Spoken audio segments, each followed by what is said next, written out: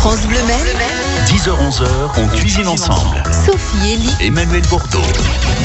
Bonjour à tous, bonjour à toutes, bienvenue à table. Recettes, échanges, idées, envies, plats de saison aussi, on le dit, l'hiver va vraiment arriver. Et puis des questions autour du miel aujourd'hui, Emmanuel. Exactement. J'entends plein de gens tousser dans cette radio, dans la rue. Un bon miel, regardez ma voix qui est légèrement voilée ce matin. On a besoin de miel qui est un produit formidable. Alors pour sucrer une tisane, un café, pour en faire des sauces avec du chèvre, comme disait Charlotte tout à l'heure. Bref, le miel dans l'assiette et au fond de la gorge, ça va nous faire du bien. Le miel et les miels, bien sûr, puisqu'il n'y a pas un seul miel. On va en parler avec nos invités ce matin. On attend aussi vos recettes. Vos questions, vos recettes, votre avis, appelez-nous 02 43 29 10 10. On cuisine ensemble sur France Bleu Maine. Et autour de la table ce matin, Xavier Fresneau, les étangs d'Ibert, Neuchâtel-en-Saônois, également président des 19 bonnes tables sartoises, et Jean-Baptiste Bertrand, apiculteur à Tény, présent sur les marchés sartois. Un chef, un apiculteur. Nous allons donc nous amuser avec des recettes au miel. Bonjour Jean-Baptiste. Bonjour et bonne année. Bonjour Xavier, bonne année à tous. Bonjour. Comment se sont passées les fêtes d'ailleurs, Xavier, au restaurant? Il y a eu de belles choses. Ouais, on a fait trois grosses soirées. Le Noël, le jour de l'an, le 1er.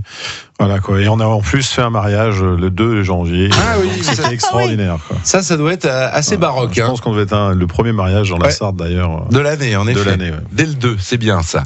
Qu'est-ce qu'elles font les abeilles en ce moment, Jean-Baptiste Bertrand? Alors en théorie, elles hivernent, elles dorment, on va dire. Mais là, visiblement, avec les températures qu'on a, elles ont tendance à sortir un petit peu. Bon. D'accord. Parce qu'il y a quelques fleurs, on en voit des fleurs. Ouais, effectivement. Bon, en général, elles sortent juste pour nettoyer un peu leur intestin, on va dire. Mais voilà, c'est un peu particulier. Alors elles vivent sur leurs réserves, quoi. Donc il faut qu'elles aient fait assez de réserves pour l'hiver. C'est le cas visiblement pour une majorité des colonies, en ce qui me concerne, puisqu'elles ont pu quand même aller butiner jusque mi-novembre sur certaines fleurs. Quoi. Il leur faut du froid, à elles aussi. Il leur faut du froid, voilà, un temps de repos pour les rennes notamment. Et les gelées devraient arriver à partir de mercredi prochain, donc on va voir si la nature va se mettre elle aussi à l'heure gelées, je crois que c'était les gelées royales, moi. Gelées royales, oui, il y a ça aussi. J'ai dit, elle est sacrément renseignée, Sophie, ce matin. Je me dis, tiens, la gelée royale, on la trouve à la période de récolte du miel, j'imagine. En gros, la gelée royale se récolte du mois d'avril jusqu'à fin août, quoi. Qu'est-ce que vous en faites d'ailleurs, vous, de la gelée royale? Alors la gelée, moi j'en produis un petit peu, sinon j'ai un collègue qui en fait, qui est spécialiste, qui me fournit. Et donc la gelée sert essentiellement, on fait des petites cures en général de 21 jours. C'est ça, c'est vraiment on l'utilise brut. Pour renforcer l'organisme. Il n'y a pas un gramme de sucre, c'est entièrement composé de vitamines. Moi j'en prends. Vous faites des cures? Ouais. Vous n'êtes jamais malade, Jean-Baptiste? Je ne suis jamais malade. Je prends du miel tous les matins. Alors ça se vérifie, on va essayer nous aussi. Pour rappeler que la gelée royale, c'est ce que mange la reine, c'est ça? Voilà, la nourriture exclusive de la reine et des larves, quoi. D'accord, très bien. On est aussi en période de roi, puisque la galette des rois est à gagner en ce moment sur France Bleu Maine. Exactement. Vous guettez bien le signal, parce que ça peut tomber à tout moment. Alors Xavier, dans le Saônois, là-bas, il y a pas mal d'apiculteurs aussi. Il y a des ruches un peu partout. Oui, il y a des ruches, il y a beaucoup de ruches. On a le musée aussi à la Hutte, c'est ça? À la Hutte, du côté de la Hutte. Là. Voilà. Donc vous utilisez régulièrement dans votre cuisine, vous, du miel, Xavier? Régulièrement, oui. Soit dans les desserts, soit dans les sauces, soit pour rôtir des viandes, soit... Je suis très miel. Pour quelle raison, Xavier? Ça apporte quoi, le miel en cuisine? Déjà, je suis très gourmand et j'aime beaucoup ça. Donc, j'aime bien retrouver ce goût j'aime bien retrouver ce goût dans la cuisine. Ça c'est comment on disait tout à l'heure, c'est un substitut du sucre, donc qui est nettement meilleur. Donc voilà, j'utilise ça pour ça et sa saveur, son parfum, sur un magret de canard, sur un filet mignon de porc ou de veau même. On peut avoir des goûts, et puis il y a différents miels, beaucoup de miels différents avec des textures et des goûts différents, quoi. Enfin après le spécialiste va nous dire. Moi j'utilise le miel de sarrasin par exemple pour faire le pain d'épices. Ça donne un goût un petit peu fort. Ça a failli disparaître d'ailleurs, le miel de sarrasin, puisqu'il n'y avait plus de production. Faute de sarrasin, donc miel exclusivement breton, on va dire, mais maintenant on arrive à en trouver un petit peu partout, quoi. D'accord, c'est pour faire le sucré salé, c'est vrai que le miel c'est très bien, parce que le problème du sucré salé, c'est que parfois on a un fort goût de sel, un fort goût de sucre. C'est pas ça le sucré salé, c'est justement une alliance entre les deux qui donne un nouveau goût. Et avec le miel, on arrive à descendre en sucre, on va dire, en sucrosité. Ouais. Exactement, c'est formidable. Qu'est-ce que vous avez sur les étals en ce moment, vous, Jean-Baptiste? Les miels que j'ai récoltés pendant la belle saison, du printemps jusqu'à la fin de l'été, donc en gros du châtaignier, qui est un miel assez corsé, du miel qu'on va appeler de forêt, que je récolte dans les forêts de Ciel-Guillaume et de la Grande Charnique, qui est boisé, moins fort que le châtaignier, polyfloral, du miel de prairie, dans lequel on peut retrouver de l'aubépine, du trèfle, de la ronce, assez doux, de texture crémeuse, on va dire. Et puis j'ai récolté également un petit peu de tilleul cette année et de l'acacia. D'accord. Et l'acacia, c'est liquide, ça. L'acacia reste très liquide. D'accord. D'ailleurs, on parlera aussi des textures en cuisine, lesquelles utiliser pour quelle recette. Vous aurez aussi des petites recettes, vous, Emmanuel? Oui, des choses assez simples, notamment avec des endives, parce que ça y est, les endives, on commence à en avoir un peu là. C'est sympa, on en a toute l'année. Le chicon, le chicon du Nord. Et puis on en trouve de plus en plus sur les étals des marchés, des vraies endives pleine terre, faites par les producteurs sartois. Et je peux vous dire qu'avec des noix, un peu de miel et un peu de fromage, c'est tout simple comme entrée, mais c'est délicieux. On va en faire, et puis on attend aussi vos recettes au 02 43 29 10 10. 10h, 11h. Emmanuel Bordeaux, Sophie Elie. On cuisine ensemble Sur France Bleu Maine. Avec Xavier Fresneau, avec Jean-Baptiste Bertrand, avec vos recettes au 02 43 29 10 10. Nous sommes chez Jacques à Arnage. Bonjour. Bonjour. Bienvenue, Bonjour, Jacques. Merci pour le chasseur. Ça vous a fait plaisir, vous aussi, Jacques. Vous êtes un client de Jean-Baptiste. Tout à fait, depuis de nombreuses années. Donc vous allez acheter votre miel chez lui. Je me rends régulièrement au Paty, là où il opère entre parenthèses, et je lui achète du miel d'acacia par au minimum 12 pots. Ah D'accord. oui, Gros client. Je vais lui dire bonjour. Bonjour, monsieur. Ça, c'est bien. Le boucher. Et puis alors, j'en profite pour donner une toute petite recette, mais alors je l'ai en tête seulement. J'ai pas les ingrédients mesurés, dosés, on va dire. C'est pas grave, oui, Jacques. allez-y. C'est une rouelle de porc de 5-6 cm d'épais, du beurre, de l'huile, du vin blanc, un petit vin blanc pas plus que classique, voilà. D'accord, sec. Oui, sec quand même. Un petit muscadet. Sec quand même. Un petit muscadet par exemple. Pas bien l'affaire. Je fais cuire et j'y mets du miel d'acacia. D'accord. Je le passe au miel de temps en temps. Et puis ça, une cuisson de, je sais plus, 2-3 heures au minimum. Ah oui. Au minimum. Vous faites ça en cocotte ou au four, Jacques? Au four. Au four. Donc four basse. J'adore le four. Basse température alors, si c'est plus de 2 heures. Allez, disons 120 degrés. D'accord. Ah, ça va être sympa, ça. Pas mal. C'est moelleux. Quand c'est moelleux, c'est sucré, c'est salé, c'est un délice.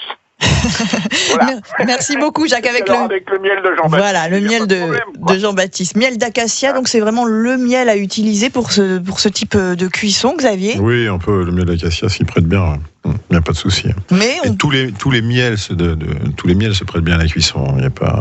On dit que c'est plus les miels quand même liquides, genre châtaignier, tout ça qui se prête un peu mieux à la cuisson. Moi j'ai toujours entendu ça, mais peut-être. Moi j'utilise plus les miels forts dans les pâtisseries en fait. Châtaignier, je fais mon pain d'épices avec.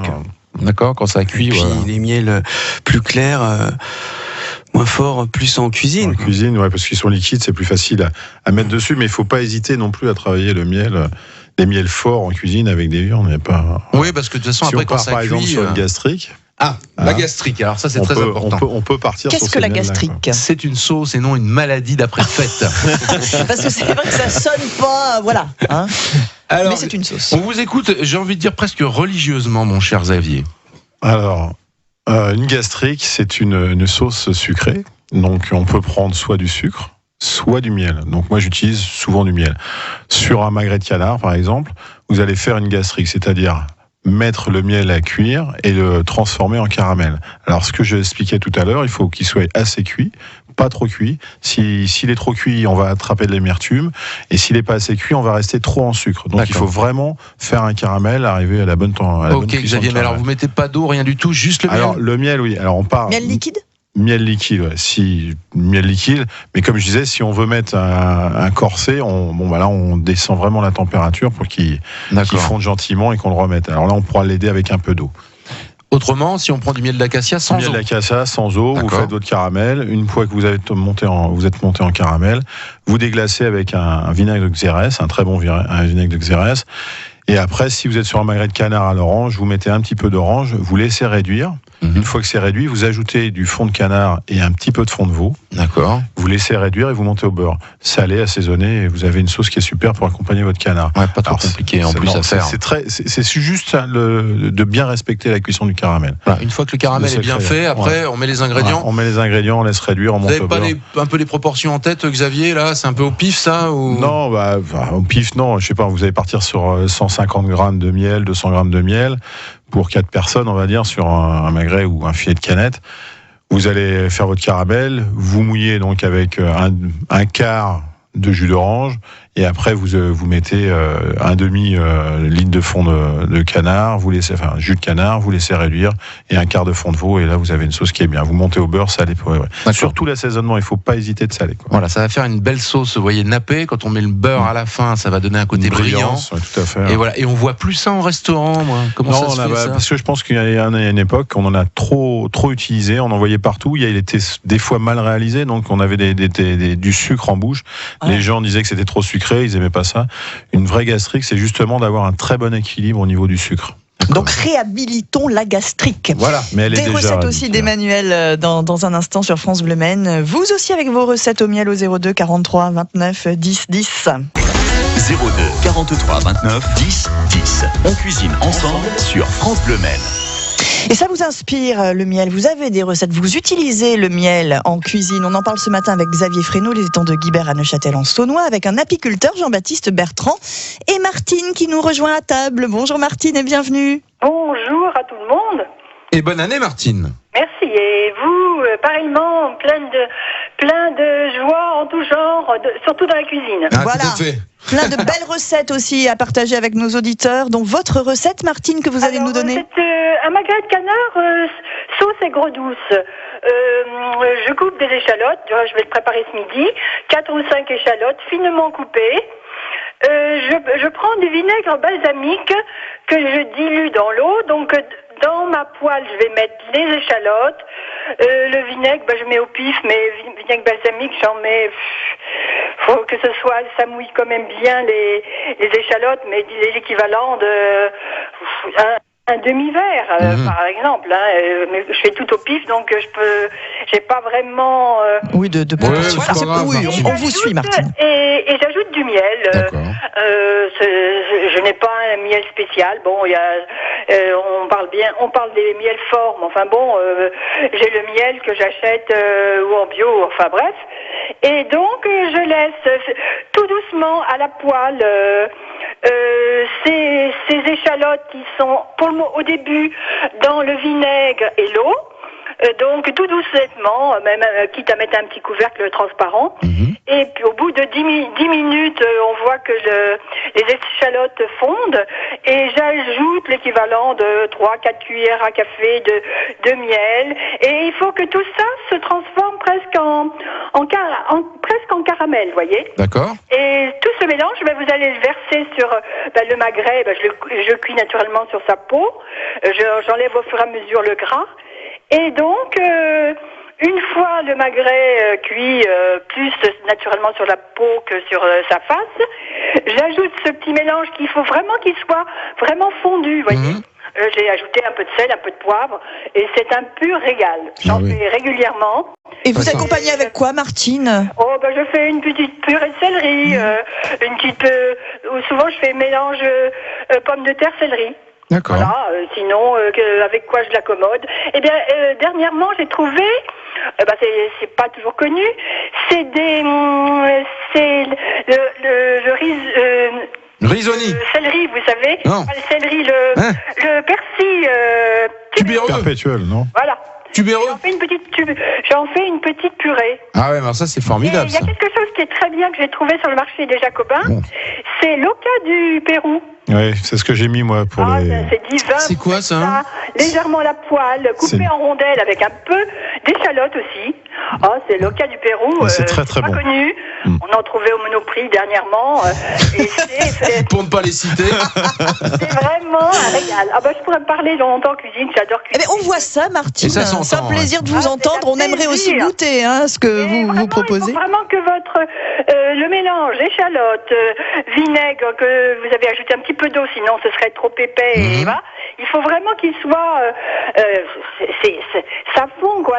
Ça fond dans la bouche, c'est vraiment très bien, c'est bien cuit, quoi. Merci Martine. Vous revenez quand vous voulez, Martine, d'accord. C'est un régal. Merci à vous, Martine. Beaucoup, Martine. Recette simple, Emmanuel, Oui, mais peut-être. j'ai des questions à poser d'abord. Très bien. Non, Je mais vous laisse. à Xavier, parce que sur la cuisson du... Ouais, alors déjà ça, c'est quoi alors? Le oca, c'est une petite racine quoi, donc, qui vient du Pérou, forcément, puisque oca du Pérou. D'où son nom. C'est un peu rouge, donc si on la cuit bien comme il faut, on arrive un peu à garder cette couleur là. Ça se cuit à l'eau. Alors à l'eau, après voilà, on peut les cuire en rondelles, ça ressemble pas à la pomme de terre, mais elle pourrait être travaillée un petit peu comme la pomme de terre. Et si on la cuit à l'eau, il faut vraiment juste la cuire parce que ça a tendance à partir en purée assez vite. D'accord. Et le cœur assez dur, donc il faut vraiment maîtriser. C'est ce que j'ai mis au jour de l'an, donc c'est assez marrant qu'il allait parler du Pérou. Vous aviez eu la même inspiration. Deuxième question. Oui, dernière question pour l'instant. Cuisson du magret de canard en 30 secondes. Dites-nous la solution pour qu'il soit c'est tendre. pas si simple. C'est compliqué. Moi, j'ai du mal, je sais que même vous avez du mal, Emmanuel. Je suis comme tout le monde. On connaît la cuisine maintenant. C'est juste une question de température. Il faut pas que ça cuise trop vite. Donc on départ côté peau, bien sûr, pour sortir la graisse. On le retourne dans la graisse gentiment, on le cuit, on le finit au four, mais gentiment. Il faut pas que les fours soient pas trop forts. Parce que souvent on voit les recettes, la poêle fumante et tout. Non, pas spécialement. Alors, la poêle est fumante au départ pour cuire côté graisse. On baisse vite. Après on baisse, on retourne, on laisse cuire, et après moi je finis toujours au four. Et après il faut aussi un temps que la viande se repose. Il faut pas la sortir du four et la couper, et la manger, parce que sinon on va perdre le sang. C'est compliqué. Donc il faut la laisser reposer. Moi je la laisse reposer 10 minutes. Mais vous l'emballez dans l'alu ou un truc comme ça ou pas du tout? Non, comme ça. Il y en a qui le font. Moi non.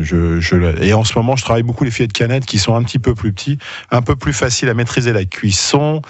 Et c'est un peu plus tendre si vous passez un peu le point de cuisson, ça reste tendre par rapport au magret. Ça peut être la solution. Ça peut être la solution pour le point du magret. C'est intéressant quand même de poser les questions à Xavier. Place à la galette. France Bleu Maine et la Fédération des boulangers de la Sarthe vous offrent votre galette des rois. C'est le signal, donc on nous appelle maintenant 02 43 29 10 10, et si vous avez de la chance, vous arrivez le premier ou la première, et allez hop, une galette pâte d'amande pour vous. Frangipane cette année. Voilà. On y va tout de suite, oui. 10h, 11h. Emmanuel Bordeaux, Sophie Elie. on cuisine ensemble Sur France Bleu Maine. On cuisine le miel avec Jean-Baptiste Bertrand, avec Xavier Fresneau, et on vous offre aussi votre galette des rois avec la Fédération des boulangers de la Sarthe. Reynald est à Coursebeu, bonjour. Bonjour, bonne et heureuse année à vous. Très bonne année à vous aussi, à votre famille. Reynald, vous aimez bien la galette à l'amande, et votre femme en fait à la maison, quelquefois? Oui. Pas évident à faire, ça, elle l'a réussi bien? Ah oui, très bien. Oui. Je pense que celle que vous allez aussi goûter sera pas mal. Oui, également. C'est à la boulangerie L'Art du Pain, 7 bis rue Nationale au Mans. Ils ont été déjà primés pour différentes préparations. Très très bon boulanger pour cette galette frangipane ou pâte d'amande. C'est quoi la différence entre la frangipane et la pâte d'amande? Dans la frangipane, on rajoute un peu de crème, pas de la crème anglaise. Pâtissière. Pâtissière, c'est ça, un peu. Pas beaucoup, mais alors laquelle est meilleure? C'est selon les goûts. Selon les goûts, évidemment. Reynald, régalez-vous et restez avec nous puisqu'on cuisine sur France Bleu Maine. On est sur le miel, on met pas de miel dans la galette, je crois pas en tout cas, on pourrait l'imaginer, mais on peut mettre le miel dans des pâtisseries, ça c'est certain. Petite recette, Emmanuel? Oui, moi, je vous emmène en Alsace, moi, la flammekueche, la tarte flambée. Alors pourquoi ça s'appelle la tarte flambée? Ça n'a rien à voir, on va pas la flamber à l'alcool, c'est qu'elle est cuite à la flamme. Normalement ça se cuit dans un four où il y a les flammes à l'intérieur du four, voyez-vous? C'est pour ça qu'on appelle ça comme ça. Il faut faire une pâte assez simple avec un peu d'huile dedans, il faut qu'elle soit très très très très fine. Il faut bien l'étaler, mais vraiment la plus fine possible. Il faut vraiment que ça soit pas de la dentelle, mais papier cigarette, voyez-vous. Oui. Vraiment, c'est ça. C'est vraiment très très fin. Ouais. Je parle sous contrôle d'un chef. Oui. Et puis après, qu'est-ce qu'on fait? C'est très simple comme chose. On va mettre sur la base de cette pâte de la crème fraîche, d'une belle crème fraîche. On va y mettre des oignons que vous allez couper dans le sens de la longueur. On va mettre un peu de chèvre, et là on va rajouter justement du miel.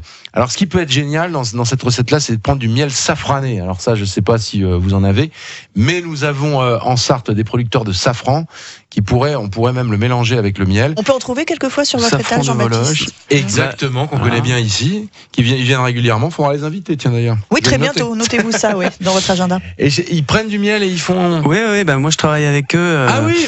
Au marché fermier de la Ferté-Bernard, ouvert le vendredi. Oui. Voilà, au marché de producteurs, on est une dizaine de producteurs. Et il y a la ferme de Vologe qui propose son safran au miel d'acacia. D'accord. Voilà. Et c'est votre miel ? Oui. Ah d'accord, génial, voilà, parfait. Et on mettrait comme ça, faut pas hésiter à en mettre 2 belles cuillères à soupe sur la flamme queuche. Alors après 15-20 minutes four bien chaud, vous sortez ça. Alors pour ceux qui sont déjà allés en Alsace, je vous promets qu'à 11h du matin, avec un petit pot de wrestling là, moi je pars tout de suite. Je prends le TGV. Mais on a encore besoin de vous. Non mais c'est bon, c'est super bon. Faut que ça soit bien fait. Je pars vendredi en Alsace. C'est pas vrai. Ah bah voilà. Vous m'avez une photo. J'avais une belle flamme que j'ai. Mais la recette traditionnelle, Emmanuel, c'est avec du miel ?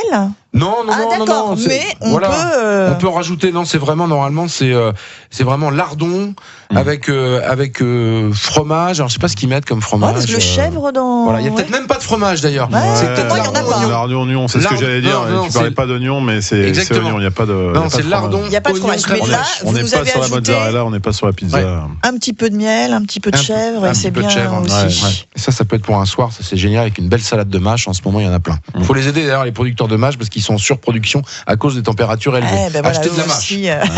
Un petit peu de miel aussi quand même en recette sucrée. Donc qu'est-ce que Xavier, vous l'utilisez tout à l'heure on parlait du pain d'épices, je crois que c'est le dessert par excellence pour le miel, quoi. Alors après, une chose toute bête qu'on peut faire à la maison très très vite. Vous savez, on a les fruits de la passion. Donc ce fruit, généralement, on ne sait pas trop quoi en faire. On le voit sur les étalages. On va rappeler Francky Vincent. Et vous le coupez en deux. Vous le coupez en deux et vous mettez une cuillère de miel et vous le cuisez au four. Ah oui. Je peux vous dire que c'est un délice. Ah d'accord. Ah c'est super, tout simplement. Ouais. Et là vous avez une solution pour avoir du fruit de la passion. Fruit de la passion, miel. Four chaud, on va dire 180. 180. Et on laisse combien de temps ? Ça va faire un peu de caramel. Vous voyez, ça va. Le fruit de la passion, il y a beaucoup de jus qui en ressort, donc là ça va s'évaporer. On va un peu avoir il va rester de la matière, bien sûr, du fruit. Et avec le miel, c'est très onctueux. Et vous mettez ça. Vous pouvez mettre ça en accompagnement d'un dessert. Jean-Baptiste ? Avec une pomme, mon beau-père fait ça. Ah oui, avec d'autres fruits, pareil. Vous épluchez entière, vous rajoutez du miel, vous mettez au four. Tout simplement. Un petit morceau de beurre. Ouais. Et il va nous rester quelques toutes petites minutes pour d'autres recettes au miel. 10h-11h. On cuisine ensemble Sur France Bleu Maine. Et comme il nous reste un petit peu de temps avec Xavier Fresneau et Jean-Baptiste Bertrand, Emmanuel, un petit tour des recettes toutes simples avec le miel, aussi bien pour la cuisine que pour les petits bobos d'ailleurs. Jean-Baptiste ? Oui, alors pour les petites brûlures, on en parlait avec notre chef. Quand on se brûle légèrement, en faisant la cuisine, on peut se mettre du miel sur la brûlure, ça n'importe apaise. Quel miel ? N'importe quel miel, oui. Et puis on se met un petit pansement, ça évite de coller. Ça apaise, ça permet une bonne cicatrisation et puis une régénération de la peau. C'est vraiment bien. On en trouve en pharmacie, ça y est, c'est commercialisé le miel. De pharmacie. Non mais juste pour les gens bien que ce soit un garçon calme. Parce que ce qu'on disait, ça protège, mais bon, il faut aussi pas faire de bêtises. Quand il y a des brûlures, il faut être antiseptique quand même. Donc, mais si ça y est, c'est commercialisé. Utilisé depuis une vingtaine d'années déjà dans les hôpitaux, à Montpellier notamment, sur les grands brûlés. Il y a eu une grosse recherche de fait, apparemment française, et qui aboutit bien d'ailleurs. Les petites recettes, rapide. Chèvre chaud, alors. Chèvre chaud sur un petit toast, avec une petite salade. Une petite salade où là on est des lentilles, une petite salade de lentilles froide, bien sûr. Vous rajoutez votre toast chaud dessus avec son miel, un petit. Miel, on le fait pas cuire. Si, on met. D'accord, on l'aura fait cuire avec. On passe tout au four et même on rajoute un peu d'amande effilée dessus, ça donne. On est bien. Et puis une petite vinaigrette de balsamique comme la dame a utilisé tout à l'heure. Alors je reviens sur la dame qui a utilisé le balsamique. C'est vrai, mais le balsamique, il faut savoir que c'est déjà sucré. Donc c'est pour ça que souvent on vient couper avec du xérès et un peu moins avec du balsamique. Mais on peut le faire, il y a aucun souci. On cherche plus l'acidité que la sucrosité quand on utilise le miel. Parce que c'est des faux balsamiques, ceux que vous achetez évidemment. Parce que le vrai, il n'y a pas de sucre dedans. Mais ça vaut une fortune. C'est très très cher, absolument. petite poêlée de clémentine? Oui, moi je fais ça de temps en temps. Des clémentines, voilà, qui commencent un peu à faire la tête là, dans la coupelle de fruits à la maison. Bon, j'épluche tout ça, j'enlève bien toutes les petits filaments, voyez-vous. Je mets une belle cuillère à soupe de miel. Non, je vais peut-être d'abord je les rôtis d'abord. Ouais, voilà. D'abord, je mets les clémentines avec un petit morceau de beurre. Poêle chaude moyenne, ça va juste les chauffer, voilà, puis les enrober un peu de beurre. Je mets une bonne cuillère à soupe de miel. J'attends que ça commence un tout petit peu à caraméliser. Vous mettez ça dans des petites coupelles. Proposez ça à vos enfants le soir, vous allez voir, ça va leur plaire. Ça. Jean-Baptiste, les marchés sartois, on vient alors les marchés, moi on peut me retrouver le mercredi au Jacobin, le samedi au Petit Saint-Lazare et on peut trouver mon miel à l'épicerie sur le Zinc, avenue la Libération. Tout à fait. Les étangs de Guibert, Neuchâtel, en Saunois, c'est parti pour la saison 2016. Voilà, ça y est, c'est lancé. Et les 19 bonnes tables sartoises également. Et les 19 bonnes tables, on aura un peu d'actualité un peu plus tard, là, parce que c'était les fêtes. Donc, on vous laisse vous reposer un petit peu, puis vous revenez nous en parler. Merci beaucoup, gentil, à très bientôt. À bientôt. Au revoir. France Bleu Maine, on cuisine ensemble. La galette demain. La galette, depuis le temps qu'on en parle de la galette. Nous serons avec le chef Graffito qui travaille une galette depuis... Non, c'est Graffiti. Hein. Ah oui, Graffiti, pardon. C'est le surnom qu'on lui donne, Graffito. Et puis nous aurons un des vainqueurs dans l'une des catégories, que ce soit l'original ou la briochée, parce que la frangipane, ça sera l'objet de mon reportage de samedi entre 10h et 11h. Je suis allé rencontrer, Madame Elie, je suis allé rencontrer le vainqueur de la meilleure galette de la Sarthe. Vous avez goûté sa galette? Oui. Et elle est extraordinaire. Yvrel Paulin, je l'ai mangé hier soir. Elle est Merci très, de très bonne. m'en avoir gardé un bout. France Bleu.